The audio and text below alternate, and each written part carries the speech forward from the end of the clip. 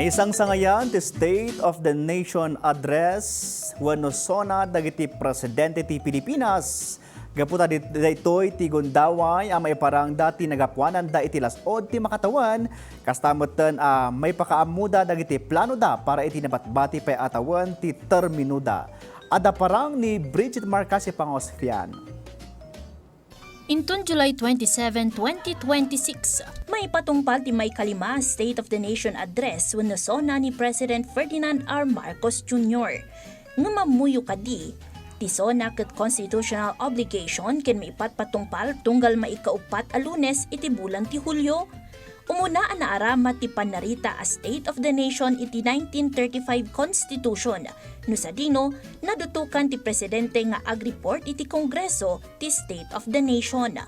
Kasarunod daytoy, inaramat ni President Manuel Rojas ti message on the State of the Nation kas paulo ti mensahe na iti January 27, 1947. No pay saan na naikarga iti 1987 Constitution ti panarita a State of the Nation, ti panakaaramat daytoy ket maibilbilangan kas tradisyon iti pakasaritaan ti politika iti pagilian. Ti umuna asona ket naipatungpal iti November 25, 1935, babaan kini President Manuel Luis Quezon iti Legislative Building Ijay, Manila. Iti 1950, impatungpal ni President Elpidio Quirino ti sona na babaan iti radio broadcast manipod iti pagagasan iti Estados Unidos. Gapo iti dayta, isuna ti kakaisuna a Presidente ti Pilipinas anang ipatungpal iti sona na nga uray absent iti Kongreso. Ni President Ferdinand Marcos Sr. ti nakaagam iti titulo kas Presidente anang ipatungpal iti kaadwan a sona adumanon iti 20. Isunang matlaeng iti nangipatungpal iti kaatidugan a sona iti 1969 adumanon iti 29,335 asarita bayat ani President Gloria Macapagal Arroyo ti kababaan iti 2005 adumanon laeng iti 1,551 asarita. Ni Sergio Osmeña met ti Presidente anamingsan laeng anang ipatungpal iti sona iti 1945. Awan ti sona anay patungpal manipod 1942 agingga 1944 kabayatan ti Japanese occupation.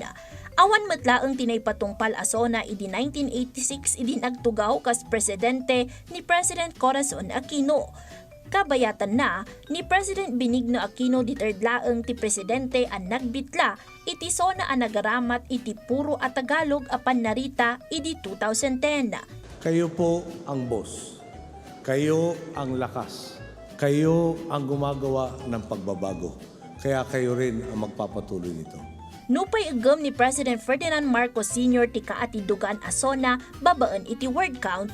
Amuyo kadi ani President Roa Rodrigo Duterte tinakaagam ti titulo a kaatidugan asona babaan iti oras ti panagbitla adumanon iti 2 oras ken 45 a minutos.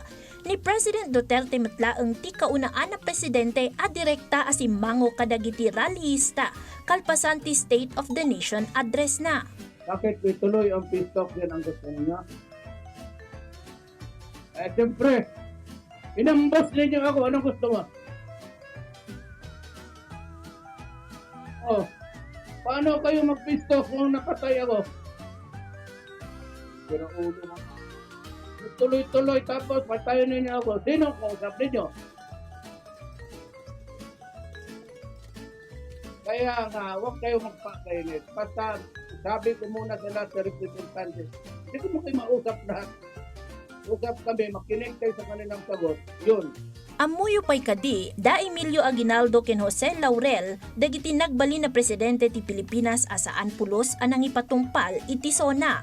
Ti rason, saan pay nga iman mandato ti konstitusyon ti sona idi nakatugaw da kas Presidente. Iti panaglabas ti panawan na arig na inadaptar daytoy dagiti lokal a gobyerno.